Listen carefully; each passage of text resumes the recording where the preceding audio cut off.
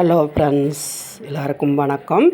இன்றைக்கி காலையில் வெள்ளிக்கிழமை எந்திரிச்சதுமே எப்பயும் போல் எப்பயுமே குளிச்சுட்டு தான் போய் அடுப்பில் பால் காப்பி போடுறது எதுவுமேவும் இதே மாதிரி விளக்கேற்றி சாமி கும்பிட்டாச்சு. அரிசி ஊற வச்சுருந்தேன்.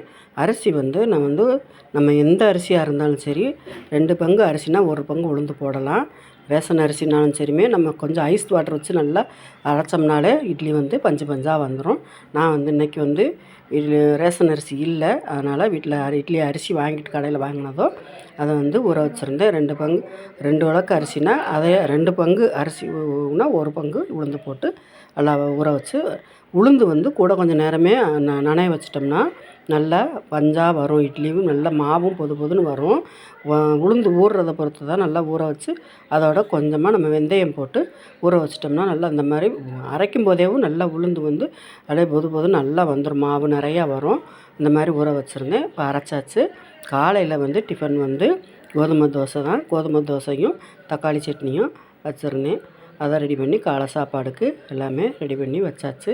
இப்போ அரைக்கும் போதேவும் நம்ம கொஞ்சமாக அதோட அவலும் போட்டு அரைக்கலாம். இன்றைக்கி அவல் போடலைனால அவல் இல்லாதனால போடலை. கோதுமை வெறும் அரிசி மட்டும்தான். அரிசி ஒரு 3 மணி நேரமாக 3.5 மணி நேரமாக ஊறினதுன்னா சீக்கிரமாகவே அரைஞ்சிரும்.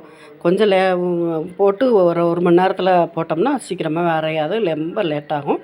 அதனால் 3 மணி நேரமாவது ஊறணும். வச்சாச்சு. மதியத்துக்கு சாதம் வடித்து உருளைக்கிழங்கு கேரட்டு போட்டு சாம்பார் வச்சாச்சு. வாழைக்காயை இன்றைக்கி சைவ மீன், அந்த மாதிரி சைவ மீன் பொரியல் மாதிரி பண்ணலான்ட்டு ரோஸ்ட் போடுறதுக்கு சைடை எல்லாம் தோலெல்லாம் சீவிட்டு சைடாக நறுக்கி பச்சரிசி மாவு கொஞ்சம் கார்ன்ஃப்ளவர் மாவு போட்டு 65 பவுடரும் போட்டு நல்லா கலந்து அதை வைக்கிறதுக்கு ரெடி பண்ணி வச்சுட்டேன். இதை நான் ஃபஸ்ட்டு கொதிக்கிற தண்ணியில் நம்ம லேசாக உப்பு போட்டு அப்படியே வேக வச்சிடலாம். ரொம்ப வேக வைக்கக்கூடாது. ஒரு கொதி வந்ததுமே இறக்கிடணும். இந்த மாதிரி நறுக்கி வச்சுருக்கேன். இதை லைட்டாக உப்பு போட்டு வேக வச்சு கொஞ்சம் மஞ்சத்தூளும் போட்டு வேக வச்சிட்டோம்னா கொதித்து வர்றப்போ நம்ம இறக்கிடலாம். ரொம்ப வேக விட்டுட்டோம்னா நம்ம இந்த பவுடர்லாம் போட்டு கிளறும்போது அப்படியே உடஞ்சிரும். அது அதனால் கொஞ்சமாக ஒரு கொதி கொதித்ததும் எடுத்து தண்ணியை வடிகட்டிட்டு இப்போ அதோட கார்ன்ஃப்ளவர் மாவும் 65 மாவு, அதுக்கப்புறமா கொஞ்சம் பச்சரிசி மாவு மொறுமொறுன்னு இருக்கிறதுக்காக தான் பச்சரிசி மாவு போடுறோம்.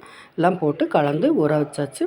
இது ஒரு பக்கம் எடுத்து வச்சுட்டு அதுக்கப்புறமா மதியத்துக்கும் சாதம் வடித்து எல்லாமே ரெடி பண்ணி வச்சுட்டேன். இன்றைக்கி எந்த காயும் இல்லைங்கிறதுனால கேரட்டும் உருளைக்கிழங்கு போட்டு சாம்பார் ரெடி ஆயிடுச்சு. அதோட எல்லா வேலையும் முடிஞ்சதும் சீக்கிரமாகவே வேலை முடியணுங்கிறதுக்காக எல்லாம் பார்த்துக்கிட்டே இருக்கிறோம். அதுவும் வெள்ளிக்கிழமைனா கொஞ்சம் வேலை ஜாஸ்தியாக இருக்கும்.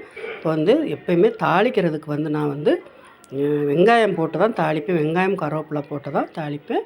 இப்போ நல்லா எடுத்து ஊற வச்சுருந்ததை எடுத்து மீன் ரோஸ்ட்டு போடுறதுக்கு நம்ம எப்பயும் போல் மீன் ரோஸ்ட்டு போடுவோம்ல, அந்த மாதிரி தோசைக்கல்லையே போட்டு பிரட்டி எடுத்துடலான்ட்டு எடுத்து தோசைக்கல்லே போட்டேன். எண்ணெயில் போட்டால் கூட ரொம்ப ஒரு மாதிரியாக இருக்கும்.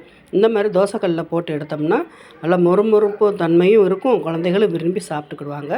இது நம்ம வாழைக்கானே சொல்ல வேண்டாம், மீன் சொன்னாலே குழந்தைங்க நம்பிக்கிடுவாங்க. வாழைக்காய் சாப்பிடாத குழந்தைகளுக்கு இந்த மாதிரி ரோஸ்ட்டு போட்டு கொடுத்தீங்கன்னா சாப்பிட்டுக்கிடுவாங்க. சில பேர் வாழைக்காய் சாப்பிட மாட்டாங்க, குழந்தைங்க அடம் பிடிப்பாங்க. இந்த மாதிரி ரோஸ்ட்டாக போட்டு கொடுத்துட்டோம்னா சாப்பிட்டுக்கிடுவாங்க. இப்போ அதுவுமே ரெடி ஆயிடுச்சு. ஏன்னா பச்சரிசி மாவு கொஞ்சம் தூக்கலாக போட்டு நம்ம ரெடி பண்ணோம்னாலே மொறுமொறுன்னு வந்துடும். அதனால் இப்போ எடுத்து வச்சாச்சு. மொறுமொறுப்பு தன்மையும் நல்லா வந்துருச்சு. இதோட சாதத்தோட நம்ம வச்சு சாப்பிட்றதுக்கும் சரி. இது தயிர் சாதத்துக்கு அதை விட சூப்பராக இருக்கும். தயிர் சாதத்துக்கு இந்த வாழைக்காய் ரோஸ்ட்டுக்கும் சூப்பராக இருக்கும். இப்போ சாப்பாடும் ரெடி.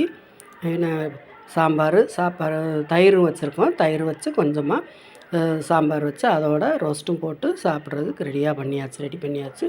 குழந்தைங்க ரொம்ப இதை விரும்பி சாப்பிட்டுக்கிடுவாங்க. வாங்க சாப்பிட்லாம். வீடியோ பிடிச்சிருந்தால் லைக் பண்ணுங்கள், ஷேர் பண்ணுங்கள், கமெண்ட் பண்ணுங்கள். பாய்.